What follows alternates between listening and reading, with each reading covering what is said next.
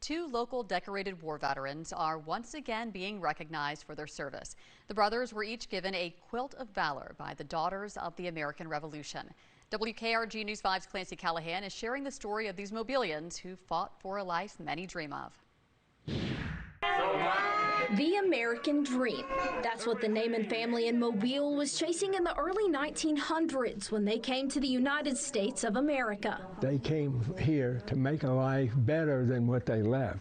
George and Helen were Lebanese immigrants with 11 children, 5 girls and 6 boys. During World War II, one of the brothers, Dr. Louis Naaman, watched his 5 older brothers leave home for war. We were lucky to have my 5 brothers and do what they did and serve so honorably, and I was number 6. At 97 years old, he's the youngest Naaman brother. He remembers life as an immigrant son and how hard life got in the 1940s. And my father began working hard, and immediately he started losing his boys. There was a great fear and trepidation about them being in a war that was a big war and a bad war.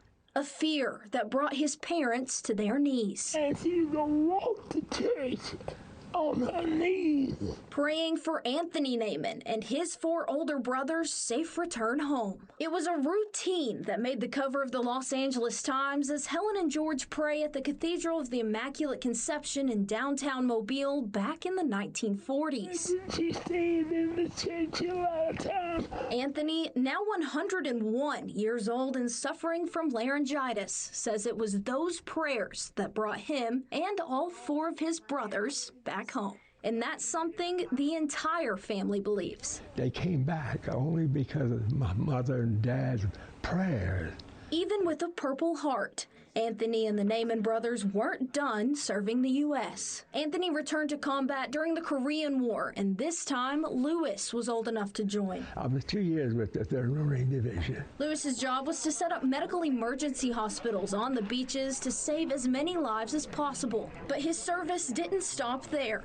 Louis entered the Navy, and decades later, is still getting promoted. So I received a letter from the Chief of Naval Operations that I was being placed for life in the United States Navy with the rank of Lieutenant Commander. So I don't know what that means for me, but if it means we'll have another war, they're going to come get me.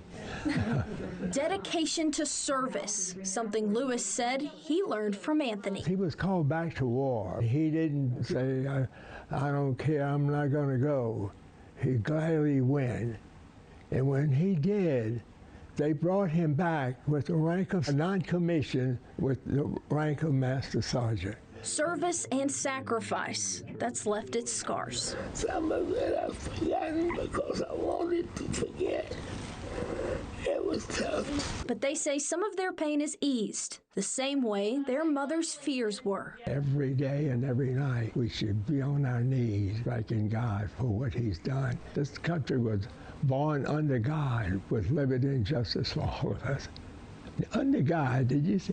That's a beautiful thing. Sharing stories of heroism, living definitions of courage, inspiring the next generation to preserve what they fought for. Stay with it. Don't give up. We know what we're living. We know what we've got. We want to save it and preserve it. And it's up to the coming generations to work for us. Make that happen, because soon we'll fade away. We need people stronger than we are to take our place. An American dream, built on courage, sacrifice, and faith. In Mobile, Clancy Callahan, WKRG News 5.